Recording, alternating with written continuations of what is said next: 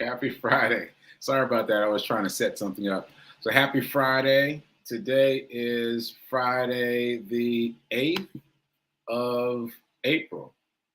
Is that right? Yeah, Friday the 8th of April.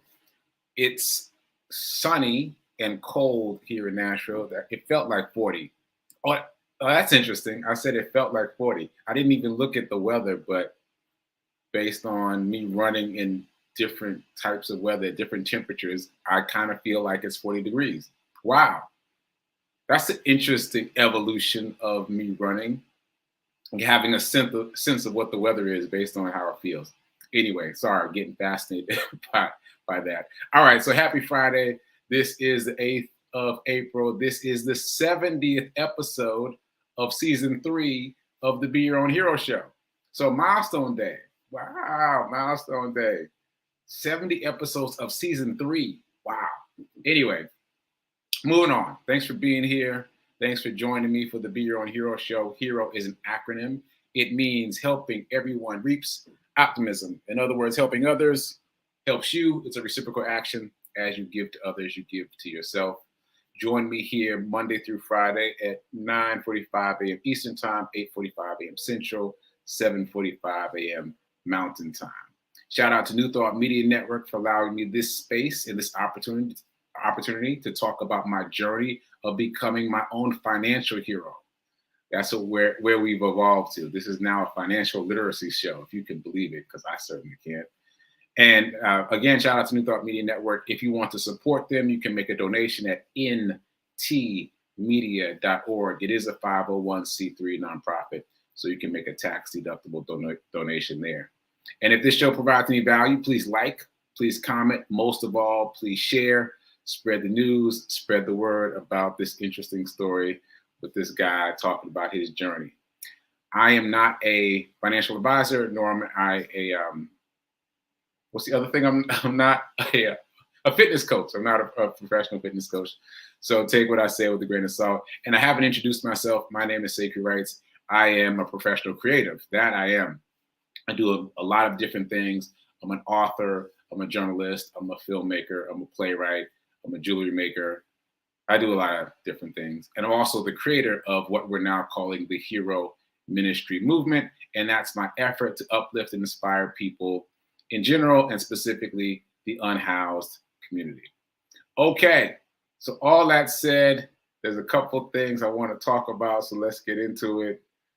Let me see who's in the chat first and foremost. Shout out to Gladys for being here. Shout out to Tim. Shout out to Margareta.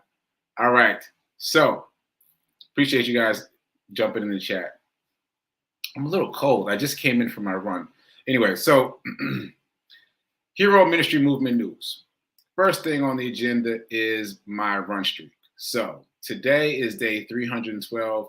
I've been literally running every single day, at least a mile a day for now, 312 days in a row. Did you see how I slid over to subtly show my race medals behind me?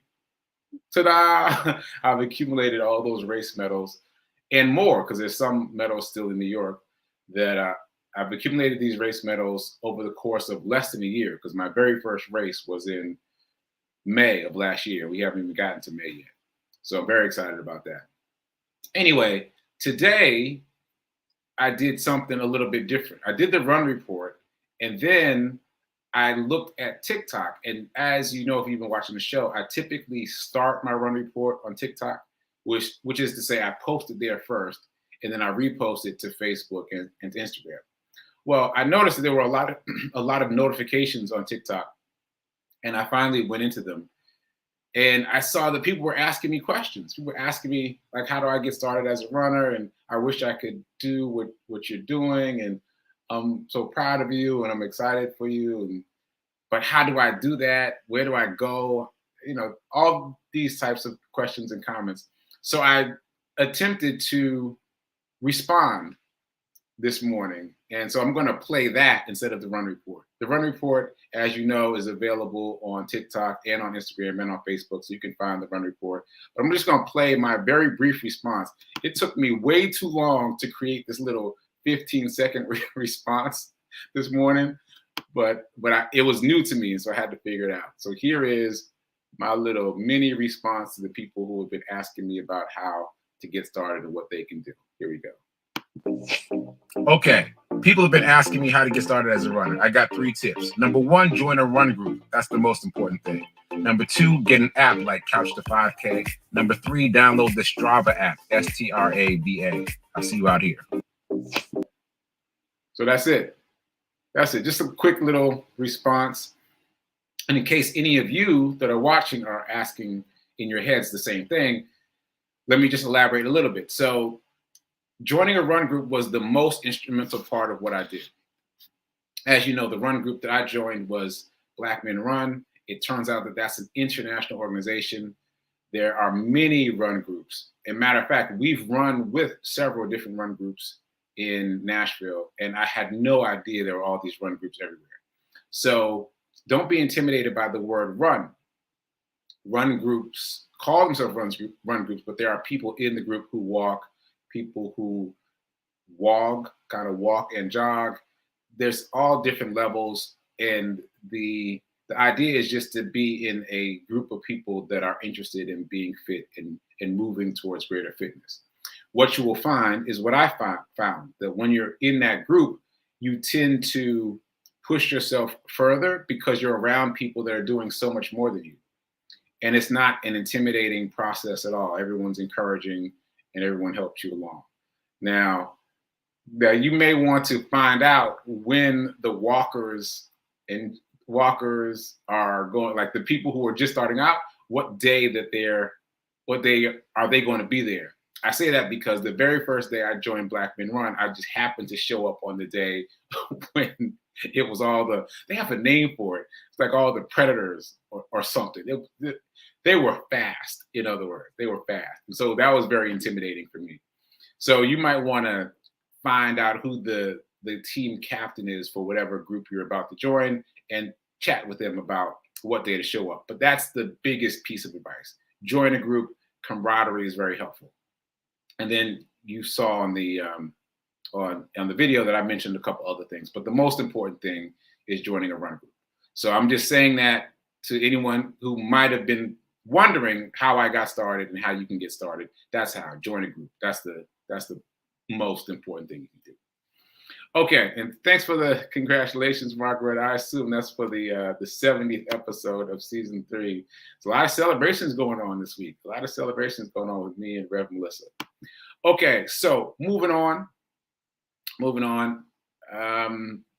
I will continue to answer questions from the TikTok audience and from you if you've got questions. Like I shouldn't assume, but I assume everybody here is not on TikTok. I don't think there's any TikTokers in this audience. But if you've got questions, drop them in the chat. I will be a little more conscientious about helping people get to where I am, because I'm shocked that I've gotten to where I am. And I'd love to help you get here if you're trying to. All right, moving on to the Dice Roll Challenge. The Dice Roll Challenge. I might have to come up with a theme beat for the Dice Roll Challenge. Anyway, Dice Roll Challenge. Here we go. I got my dice. I'm rolling it.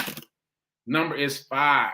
The number is 5. So take $5 today out of circulation. Either grab a $5 bill and stick it in an envelope, or transfer $5 from your checkings over into your brand new savings account. This account is to be used for investments, not for other things. Because the number one reason people give for not investing is saying they don't have enough to invest. This is how you can create some extra money. I hesitate to say extra because it's all the same money. It's just what you do with it. But this is a way that you can feel comfortable setting aside some money to invest. So basically, you are setting aside the amount of a cup of coffee every day to create your investment account so that you can invest. All right? So please participate. It works. I've told you a couple of different stories that I'll just recap quickly. I saved $600. Rev Mel saved $1,000. And I told you a story about a woman who did this challenge for the whole year and was able to go on sabbatical for a year with the money she saved. So it works. Do it. Do the work. Do the work. All right, moving on to the Morning Zen. So Morning Zen, you know, if you've been watching the show, that I've been talking about my rereading of the 7-Day Mental Diet. And I've got something interesting that happened today. So you've also heard me talk about the idea that success leaves clues. I haven't phrased it that way before, but that's what I mean. Success, wealth, abundance, becoming a multimillionaire, it all leaves clues. There's an actual path of breadcrumbs to follow, and it's definitive. It's not as airy-fairy as you might think, because the same ideas, the same steps keep showing up over and over and over again from different people. So I've mentioned this before, but here is a great example. So in the 7-Day Mental Diet this morning, I read, here it is, I'm gonna read it from my phone. I read this. Okay, 7-Day Mental Diet, which was written in 1935 by Emmett Fox. I want to emphasize the year, 1935, right? So Emmett Fox writes, every event is both calamity and opportunity. I'm going to read that again. Every event is both calamity and opportunity. Written by Emmett Fox in the 7-Day Mental Diet in 1935. Now, this struck a chord with me, so I started rifling through other books, scanning through my phone, and I found this. This was written by James Allen in 1902 in a book called As a Man Thinketh. Here we go. Each set of circumstances, however bad, offers a unique opportunity for growth. I'll read it again. Each set of circumstances, however bad, offers a unique opportunity for growth. Written by James Allen in the book As a Man Thinketh in 1902. And then I skipped forward again in my phone to another book because both of those struck a chord. And I'm going to read the quote first. Every negative situation contains the possibility for something positive. Reading that again. Every negative situation contains the possibility for something positive. Written by 50 Cent, the rapper, in 2009. You see that? You see the synchronicity between all these people separated by all these many years? Well, wealth and abundance is like that too. Like they're talking about alchemy, taking a negative situation and shifting it into a positive. Well, that mental alchemy, that exercise, that process, that muscle of doing the alchemy of shifting a negative into a positive affects all the other areas of your life. So there's that. We should all be practicing this at all times. Change whatever thing that you think is negative into a positive mentally. Right? Make that shift, do the alchemy. That said, this same thing is happening in the world of abundance, in the world of wealth, in the world of finance. It's like these principles, if they're true, will be repeated over and over and over again by different authors, different writers, different thought leaders. It'll be the same principles over and over again, which leads me into today's financial literacy talk. So let me make sure I finish everything else I want to say before I get to that, because yeah, that it's going to take up a little bit of time. So let me finish up the morning's in. There was one other. I want to recap what I've said about the 7-Day Mental Diet thus far, just so we can all get it fixed in our minds. And I also want to respond to a question I got yesterday. So 7-Day Mental Diet, this is where we are thus far. Ask yourself often, are you cheerful or are you fearful in any given moment? No matter what news you just got, no matter what news you're watching on the news, whatever's happening in your life, are you cheerful or are you fearful? And then push yourself towards cheerful no matter what's happening. That's one of the first lessons. That was day one from 7-Day Mental Diet. Although I guess I won't do it by days, but that was day one. Next, writing exercise. I'm changing the writing exercise in the book a little bit to be this. This one fill in the blank. Write money is, write it longhand. Money is, and then write the first word that comes into your mind. You can do this repeatedly. So even those of you who've done it already, do it again. Do it again, because the word that pops up immediately will change. I promise you, because I've tried it myself. The word that you think immediately, as soon as you write money is, will change. So to use that to keep a barometer of how you're feeling about wealth and abundance at a subconscious level. Money is, fill in the blank. Okay, next lesson from 7-Day Mental Diet. Thoughts are magnetic. Thoughts are magnetic. Thoughts are magnetic. If you think one negative thought, they all come rushing in behind. They all come rushing in behind. That one negative thought will hold the door open for the rest of the negative thoughts. So be careful. Be careful. Think positive thoughts. Think cheerful thoughts back to day one. Think cheerful thoughts and let those thoughts be magnetic. Okay. Next thing, stop stressful thoughts by literally thinking a stop sign in your head. When you realize that you're starting down a negative path, a fearful path in terms of your thinking, hold up a stop sign in your head, in your mind, and stop yourself from going down that road. Catch that tiger by the tail before it goes down the road, and then readjust. Okay, so that brings me to the question someone asked me yesterday. Someone got interested in what I was talking about yesterday in terms of going out with some folks and experiencing negativity around me. They wanted more specifics about my mental technique. So I had to laugh because I said that and I wasn't really thinking about it. So I was referring to a movie called 300. 300 is an action flick that's based on a true story. It's based on the Spartans from, way long time ago. The Spartans were basically undefeated in their time. No one could beat the Spartans. And it was difficult to figure out why. But their system for fighting was very regimented and unique. So what they did is they used a system of shields to protect themselves, and they used very long spears to kind of poke at people from behind the shields. So when I was talking about the wall that I pictured in my mind, I was literally imagining the wall of shields from the movie 300. And they were giving people the business in the movie by using these shields and becoming this kind of impenetrable object. So here's a photo of it. I Googled it and pulled up a photo. So this is what it looks like.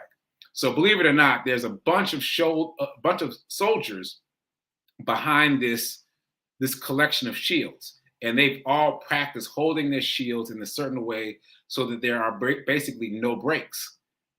There's no way to get in. So as you can imagine, archers shooting at this wall of shields, all the arrows will hit the shields, and then they'll clean the shields off, and the spears are coming out to protect themselves. So anyway, someone was asking me, like, what are you actually visualizing? That's what I'm visualizing. I'm visualizing a bunch of soldiers hiding behind those shields and blocking the negativity of people around me as they offer it. Oh, offer it, that's all the way back to the 4 agreements. So when people offer you poison, they don't mean anything by it. They're not offering you poison because they want to kill you. It's just the habit of speaking in negative terms. It happens all the time. So when people offer you poison, you refuse the poison. And what you can do is visualize the shields.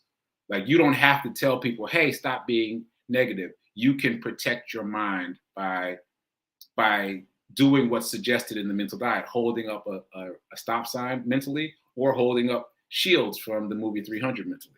So whatever works for you, just figure out a way to acknowledge and redirect negative energy as it's coming towards you. Okay, so now we're into the abundance part of the show, the financial literacy part of the show, and we're going to talk about something interesting. We're going to talk about myths again. I was trying to make it dramatic. It's not that dramatic. We're going to talk about myths again because yesterday, someone who was in the chat as Facebook user commented about a specific myth. I was asking about money myths. What are the money myths that you still hold on to? You know, like the myth that money doesn't grow on trees, or money is the root of all evil. And someone put in the chat that, I'm going to read it exactly, that money only comes from hard work. So let's talk about all of those. But before we do that, let's do our affirmation. We're going to read it twice. First time to get the words. And if you already know the words, then you should be doing double duty. You should be doing an incantation both times. But if you don't know the words yet, all right, so we're going to do it together. The first time so you get the words, and the second time so that you can do an incantation and really feel it in your bones, so that you can get your subconscious working on it. Okay, first time. I am so happy and grateful to be a multi-millionaire in every area of my life. Memorize it, take it with you, use it throughout the day. Second time, you want to feel it. You want to embody the emotions of happy, embody the emotions of grateful, so that your subconscious really holds on to this idea of you being a multimillionaire in every area of your life. So here we go. Second time. I am so happy and grateful to be a multi-millionaire in every area of my life. So that's a little harder to read together because you need to emote it in a way that feels right for you. So know the words and emote it, like really feel it, because that is the secret sauce to getting affirmations to work for you. Not just the repetition of the words, but feeling the words. I got that from Tony Robbins. Okay, so let's talk about these myths. We've already talked about money doesn't grow on trees. Yeah, it kind of does. It kind of does. Because what? Money is paper. Paper comes from trees, and they just print money.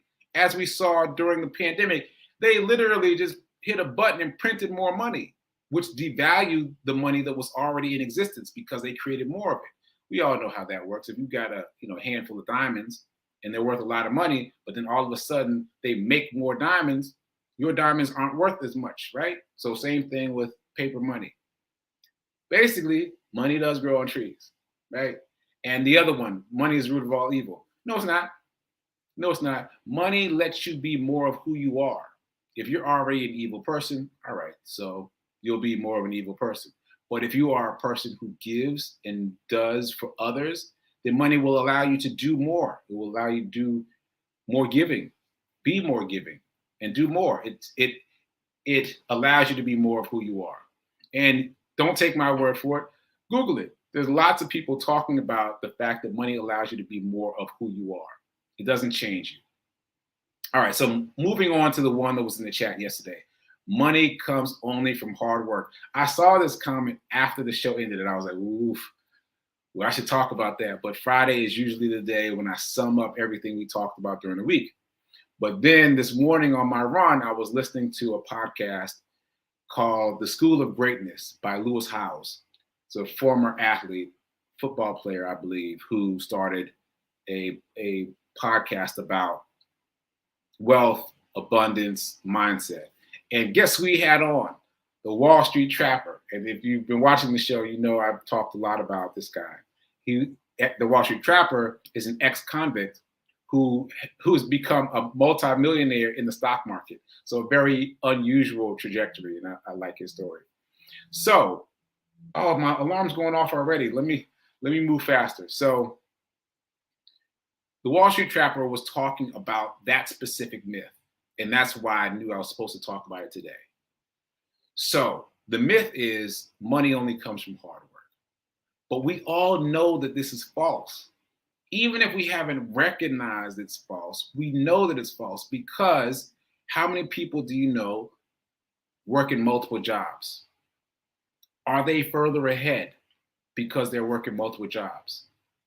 How many times in your life have you worked 2-3 jobs? Have you gotten further ahead because you worked 2 or 3 jobs? No, I can say for sure because I've done it. I've worked multiple jobs and it hasn't put me further ahead. Why? Because you're trading more time for money. It's the same principle. If you're trading time for money, you won't get ahead. So having more than one job is just you trading more time for more money, but you still won't get ahead. The difference, the secret sauce is you have to put your money to work. Your money has to not be the goal. It has to be a tool. I'm going to say that again. The money has to not be a goal. The money has to be a tool. You have to use that tool to produce wealth. You have to use that tool to go to work for you.